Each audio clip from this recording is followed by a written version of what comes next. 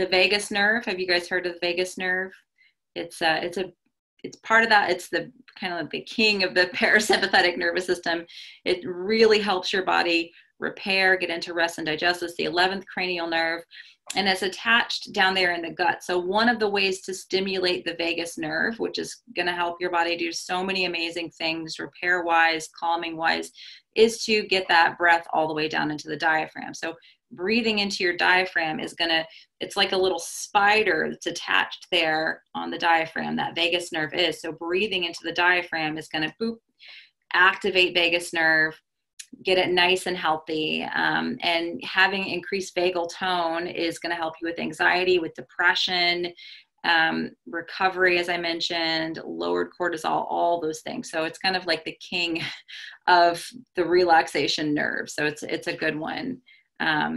So that is the Dirga. The next one is just basically the same thing, but it's called Ujjayi. I know you guys have probably heard this one before. I like to refer to it as the Darth Vader breath. And what it does, and you can do any kind of sounding. So I teach some prenatal yoga also for women who are going through labor. I teach some sounding, and this is basically like doing sounding. And what that does is it's a vibration that stimulates the sensory receptors that sends a signal to activate vagus nerve. So it's another way to activate your vagus nerve. It's going to really induce a nice calming effect. So essentially, it is the same thing as Dirga, except you're adding some toning of the throat. So I will demonstrate for you guys, but you keep your mouth closed, it's in and out of the nose, and it sounds like this.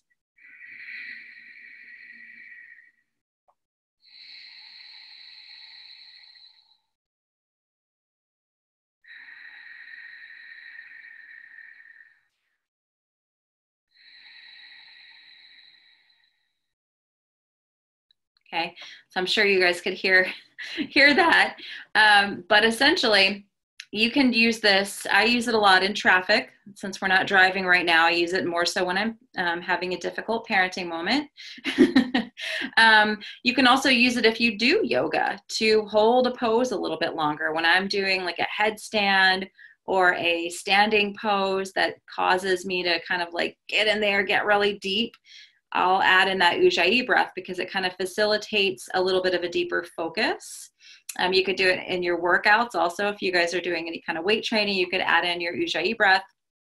But it's also good, again, to just take your mind off of what's happening, right? That's why it's so good in traffic, is it's like, okay, I'm going to do my Ujjayi breath and I'm going to not get so upset about what's going on.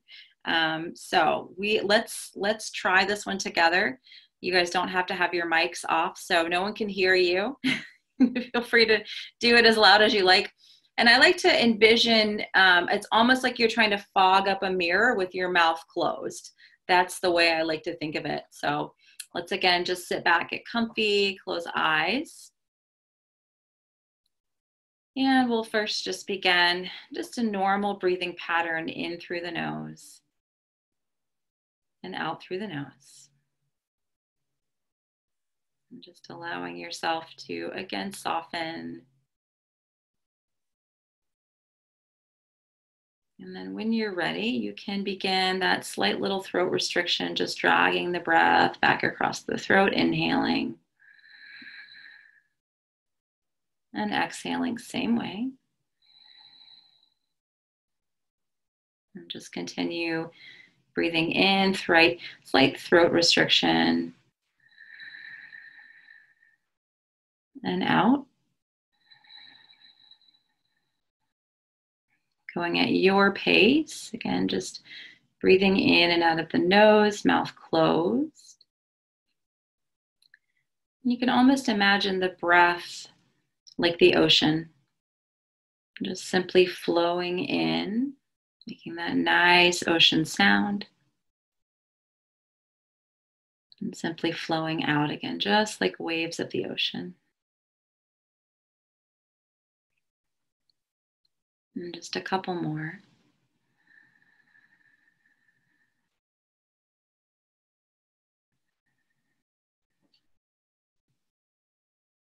And then again, take one more big inhale.